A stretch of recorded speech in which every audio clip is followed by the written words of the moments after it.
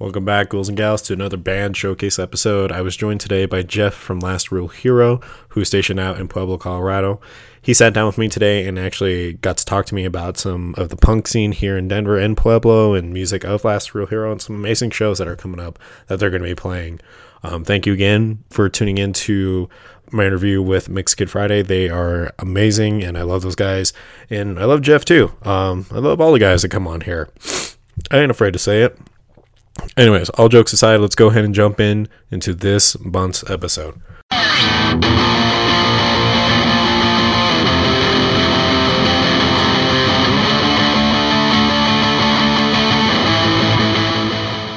Hello, everyone, and welcome back to the Punk Rock Horror Podcast Band Showcase episode number 4.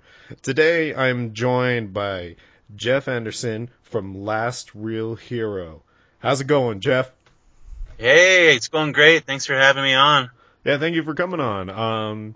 Truthfully, this is like our second recording because the first one we lost the audio file and it wasn't salvageable, and so seems to be a theme so far. So I appreciate you coming back and doing this interview. Thank you, man. No problem. So yeah, let's jump right into it. Last Real Hero, stationed out here in Pueblo, Colorado.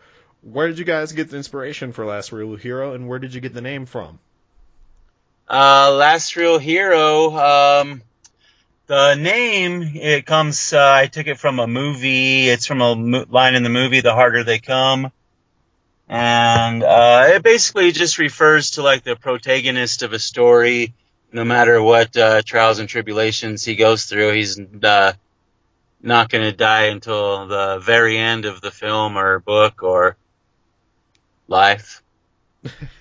or in this case, the last reel. Right, exactly. Yeah. Yeah, go ahead. No, and then I was just saying, as far as the band goes, it was just something that for a while, I'd been wanting to put together, and it just kind of came together about a year and a half ago or so. That's awesome, man. Yeah, listening to your music, this is your first album that the Last Real Heroes come out with, right? Yes, it just came out in September. We put it out ourselves, and we're super thrilled about it. Yeah, you have a very unique sound. When I listened to it before, I couldn't really put a thumb on it, like where I've heard the sound before, because I really liked it. And I realized you guys kind of have a similar sound to the band Bedoan Sound Clash. Now, that being said, you're your own unique band, and you definitely have your own flavor to it. And it's the type of music that I love listening to after just a long shit day at work.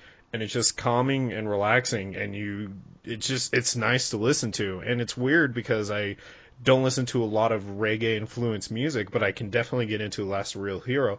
So where did the inspiration for the reggae influence come from?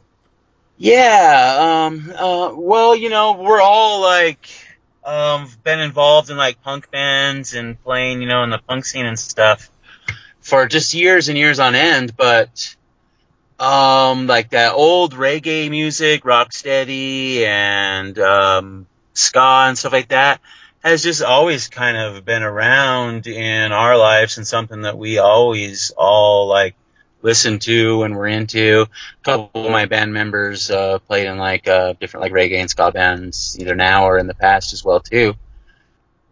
Right. But go really ahead. natural. It was something I always wanted to do. Yeah, it's just something that I always wanted to do, and I had the idea of I really wanted to blend the vintage classic reggae, rocksteady sounding type stuff with old oi punk pub rock type stuff, and that's kind of what we've been able to accomplish. Yeah, and it's a really unique sound. And the one thing you mentioned is that ska as an influence. Have you found that you've been put under the umbrella of ska music, and what is your reception to that? Yeah, I think a lot of people kind of probably would refer to us as that, I guess, even though it's probably not technically really what we are. We're we don't have well, there's no horns on our album. Our keyboard player plays a little bit of trombone on some of our songs live, but we're not a horn forward band, I guess, like people would think ska music is. So, I mean, that's the difference for us. It's more rock steady, which is organ and lead guitar take this solo roles in rock steady as opposed to horns. Yeah, But I mean, I don't care if people want to refer to us as that or whatever. It doesn't matter to me. I'll call us whatever you want. You know, I don't care. well, and that's just really interesting because you do have the organ a lot in your songs, and my immediate thought when I heard the organ is Rancid, honestly, because they do the similar thing with an organ in their music, and I would have put more in you that genre as a Rancid kind of punk rock, but I guess you could also consider Rancid to be rock steady as well. But it's nice to know that you're just kind of like, it's whatever about the whole thing, and that's really cool. You know, genre labels, stuff like that. It's just, you know, it's to stick a label on somebody to try to describe it to somebody else that's maybe not familiar with it. If it works, it works. I don't care, you know? Yeah, more power to you, man. I completely understand that. Now, going forward, with your album, what was the experience with recording this album, and did you have any, barriers that you had to figure out how to come over, and what are you willing to share about it? It was a pretty smooth process, really. We worked really hard on making sure we had our songs written and down, really, really tight before we ever stepped into the studio. And that helped more than anything. We went into the studio, went to All Aces studio in Denver and worked with the guy, Austin Minnie.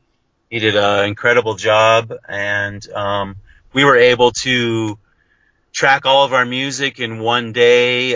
Most of the instruments are all recorded live together. A lot of it is all just done in one take.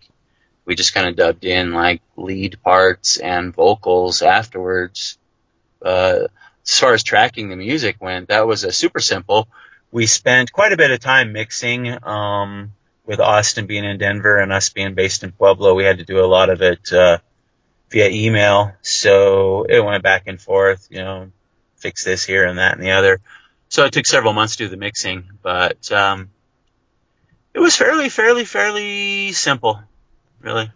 Well, going on with what you're saying about Pueblo and Denver and that vast difference, because for a lot of our listeners, if they don't know, like Pueblo is at least like a 3-hour drive from down here, and that's being generous in some spots. Do you feel that there's a difference in the punk scene up there in Pueblo as down here in Denver?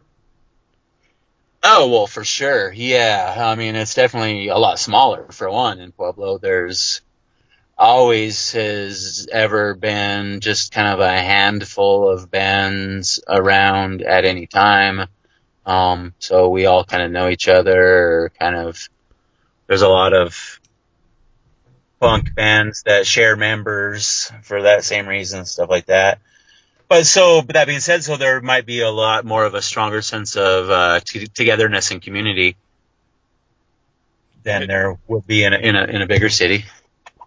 Do you also feel, and this is just from my personal experience, and obviously this doesn't speak for every show that's out there or every punk out there, but do you feel like there's a lot more harsh criticism down here as compared to Pueblo? Because as you said, other than Pueblo, it's a smaller scene, and it sounds like there's a more like independent, strong ecosystem of musicians who support each other. Would you agree with that statement? And do you feel like it's a bit harsher compared to up there?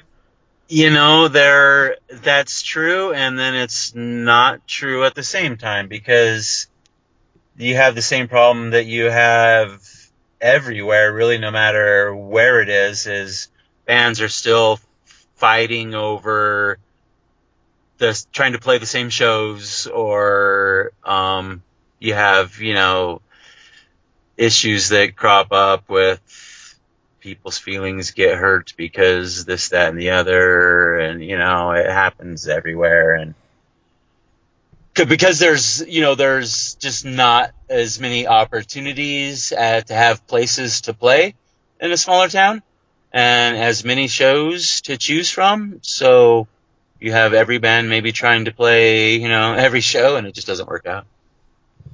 Yeah, I could definitely see that causing some rifts and some issues. And speaking of rifts and issues, when we talked originally, you mentioned how there was like no drama in the band, and that all the members have come from previous bands, have previous experience, and it seems like because all the members have previous experience, everyone comes in as know what they're doing, and they know what's going on and where to land with what's going on with making music. Do you feel that's true?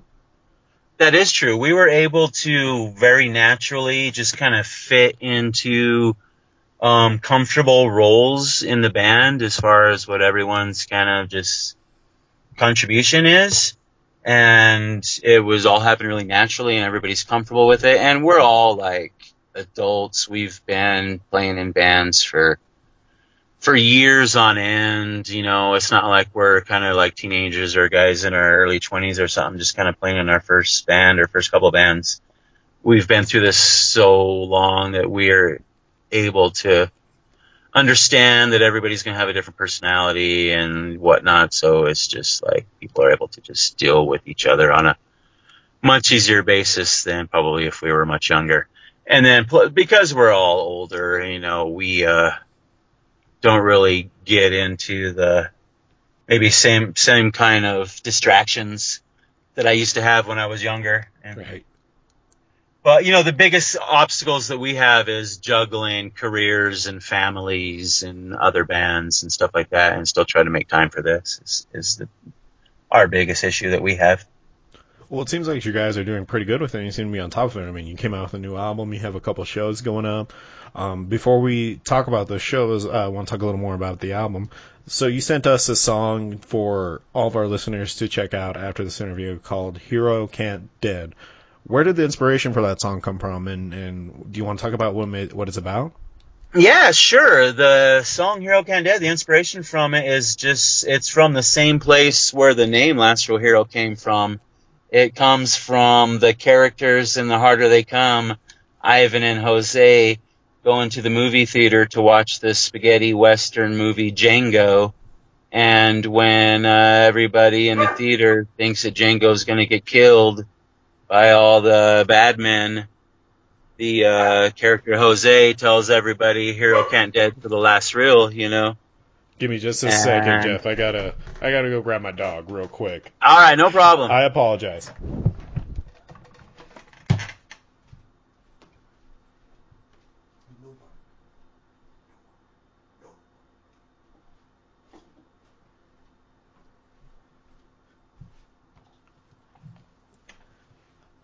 Sorry about that, Geoff. I didn't mean no worries. Cut you off there. So, in the movie Django, he strolls around dragging a coffin around behind him, and nobody's really sure what the coffin's all about until he gets attacked by a whole gang of bad guys, and he opens up the coffin and pulls his machine gun out of it and lays into all of them. And so the song Hero Can't Dead is basically about the interpretation of Jose and Ivan from The Harder They Come going to watch the movie Django and their reaction to it. That's really very intricate for that. Yeah, song. it really.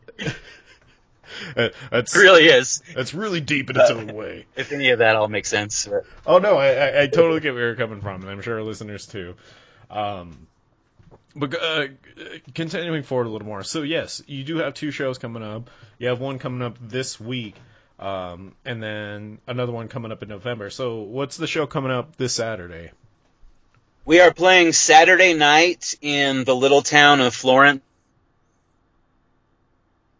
in southern Colorado. It's a great little place. We're playing for the Florence Brewing Company's Oktoberfest celebration.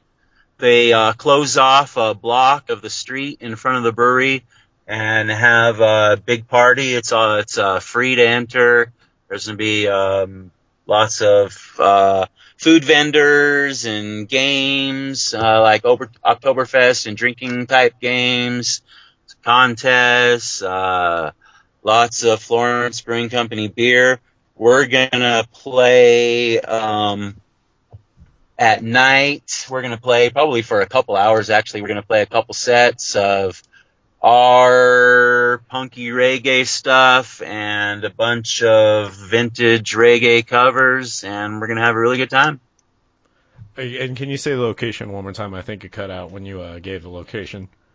Yeah, it's in Florence, Colorado at the Florence Brewing Company. All right, you heard that, listeners. So if you need something to do this Saturday, why don't you go check out this awesome band up in Florence, Colorado, October 6th. And it's an Oktoberfest celebration, so it's going to be a really, really good time. And what more reasons do you need? Beer, punk rock, reggae? Come on, guys. Let's get into this. Let's start off Halloween in October right with some punk rock. Yeah. So, and then you have another one coming up, and this one's also pretty big in its own right, and it's being thrown by the amazing people over at Colorado Punk Rock Army in November. Do you want to go ahead and reveal what that is? Yeah, Colorado Punk Rock Army are incredible. They're awesome people, and they're putting on this Happy Thanksgiving show at Tennyson's Tap in Denver. It is on Saturday, November 24th. So that's the Saturday after Thanksgiving. And it's going to be, there's a bunch of great bands. There's People Corrupting People.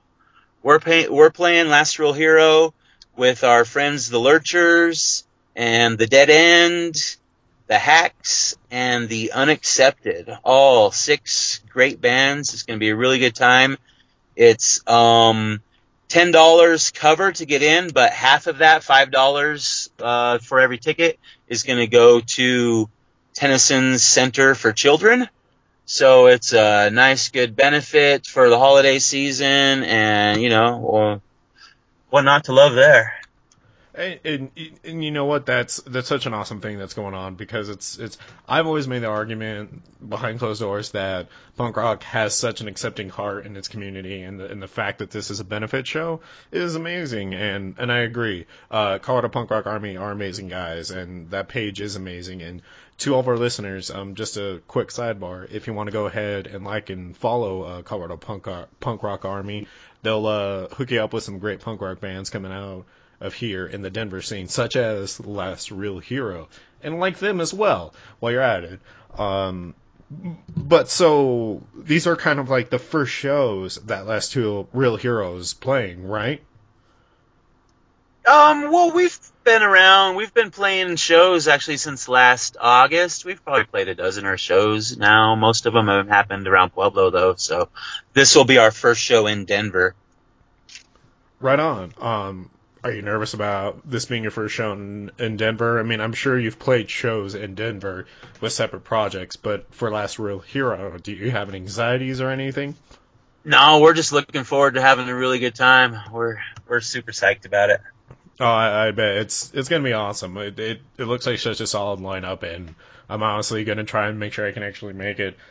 Downside is I don't always get to go see the local shows because most of the podcast takes up my time and Cody's time, and so that's what gets us. And so when we get to talk to actual Denver punk bands, or even punk members from punk bands, it's surreal, and it's something that makes us happy, because we grown up with punk rock, and we've grown up with bands like Face to Face and Social D, Misfits, Dead Kennedys, so on and so forth. And speaking of punk bands, a little bit more about Last Real Hero, or even just you, Geoff. What bands have influenced you in the creation and writing of Last Real Hero, or just in general?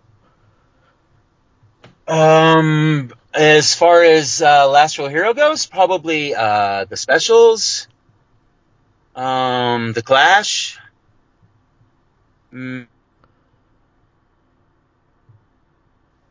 And old, like Laurel Aitken, Desmond Decker, all kinds of old Toots and the Maytals. No, that's Broken Records type stuff. Yeah, that's a solid catalog, like straight up. Props. um, so another thing we do on this episode is we usually ask our bands if there's any like crazy or funny stories that happened at shows that they have played or have attended.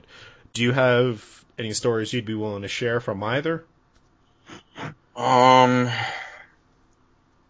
You're welcome to share whatever you want on this podcast. You're not going to get in trouble.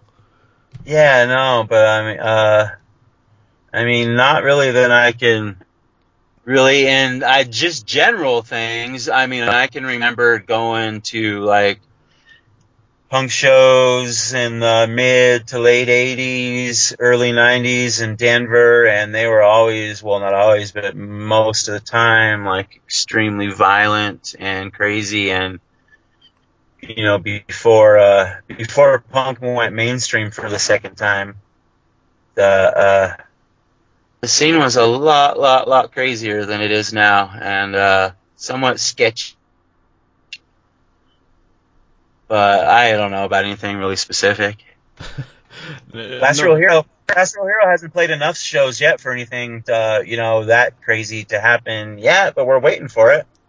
If you want to be the person to make something crazy happen, maybe you should go to the show, listeners. Exactly. Help them out. Give them some stories. Well, we did get banned from a bar in Pueblo, but that was I don't know. I'm not quite sure what we did for that to happen though. So you guys are just too punk rock. Actually, I think that kind of was it. I knew it. We're just not accepted everywhere, just in some places.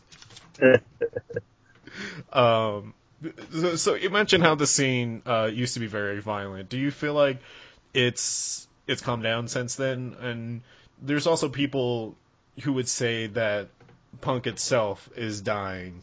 Do you feel that that's true for both, or what's your take? Yeah, I mean, it's definitely safer now, but I mean, I think that's mostly a good thing. I mean, people say, kids don't have to pay their dues anymore like we used to or whatever. And, that is true, but at the same time, I have a son who's 20 years old, and I'm glad that he's able to go to shows and not have to deal with the kind of shit that I used to have to deal with when I was his age. So I think it's probably better that it's not like that. And I don't think it's dying. It's changed, that's for sure. It's definitely different, but, we're here. You're Agreed. here. Agreed. So, Yeah, agreed. Me and my co-host a few episodes back on one of our non-band showcase episodes made the argument that that we think that the old ways of punk might be dying, but it's bringing in avenues for new types of punk, for new ideologies, new ideas, and just a new attitude. Do you think that's true, or do you think it's just... I do, and that's great. Stagnation's terrible, and so we kind of play like people would say our types of music is kind of like vintage sounding stuff. Right. Like it's like blasé or anything. It's relevant and not cookie cutter or anything like that. So as long as people continue to push the envelope and whatnot, that's much better than trying to stick to a formula. I mean, it's not Katy Perry, so it's a plus in my book. This is... Go ahead. You started cutting out on me. Oh, I was saying at least it's not Katy Perry, so that's a plus in my book. But the other thing I want to ask you is, obviously you've been around in the punk scene, you've been in and out of bands, much like a professional musician would be. Do you have any advice for maybe our young listeners who want to get into a punk band or start a punk band, and something that maybe they should know? They should work hard, and they should keep it fun, and always remember that playing music is supposed to be fun. It's a good time, first of all, and try to do your own thing, you know. When it comes to everything, lyric-wise, imagery-wise, you know, try to hide in somebody else's coattails or whatever, or trying to be just like bands that you love. I mean, I love a lot of bands, but I don't really want to sound just like them. Yeah, like, you love The Clash, but The Clash is already The Clash. You know, you want to be Last Real Hero, not Last Real Clash. Yeah. Nobody's ever going to be able to accomplish that anyway, so it's fine. You know? I agree with that. We're almost done with this interview. We might even cut a little short, because I know we both are on a bit of a time crunch for today. So we'll go ahead and start wrapping this up a little bit. So you have your show coming up this Saturday in Florence, Colorado for the Florence Brewing Company. Listeners, please go check that out. It's October 6th. And what time does that start? The Oktoberfest party itself goes on all day from noon until 10 p.m. We're going to play starting around a little bit after 5. All right. So a little after 5. And then for the Punksgiving concert coming up in November, what day is that, and what time does that start? It is on Saturday, November 24th at 7 p.m. Right on. And ghouls and gals, please go and check out Last Real Heroes' first album that they came out with. We'll go ahead and put a link to the album and I think to Spotify. And then please stay tuned after this interview to check out Hero Can't Dead. And where else do you want all the ghouls and gals to check you out, Geoff? Spotify, iTunes, YouTube, Facebook, I guess. Anywhere, whatever your preferred online store is. The CD we have for sale ourselves directly from the band. It'll be out on vinyl as well too here by in January, and at that point the CD and vinyl will be available in most kind of like underground record stores around the state. Right on. And then where do you want anyone to follow you on any of your social medias? Where should they go? I think Facebook is the best place. So Facebook, you heard it, ghouls and gals.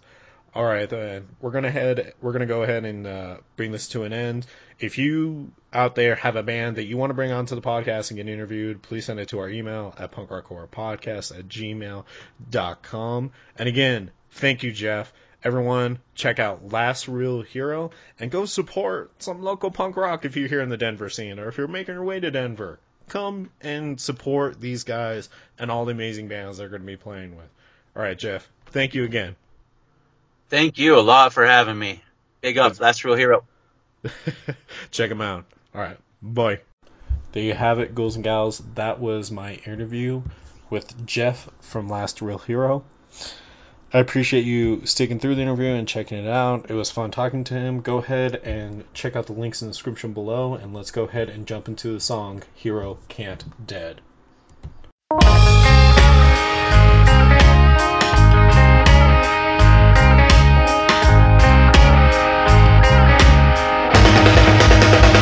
Hero can't dead. Hear what I said. They come at him in red, but he riddled him with lead. The bad man fled when he opened up his coffin bed. Hear what I said now. A hero can't dead. No. He planted bullets all in their heads, and he filled them with nothing but dread and dread. When he opened up his coffin bed,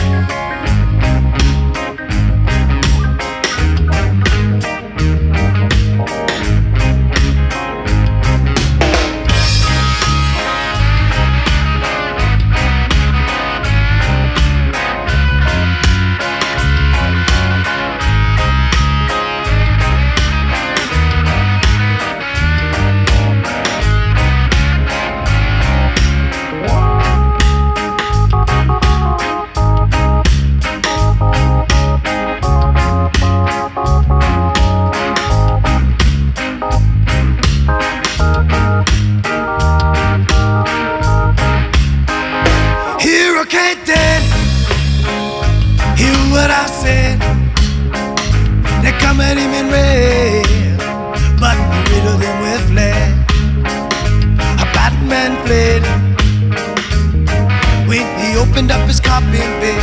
Hear what I said now. Hero can't dead, no, no, no. He planted bullets all in their heads, and he filled them with nothing but dread, dread and dread, dread, dread. When he opened up his coffin bed,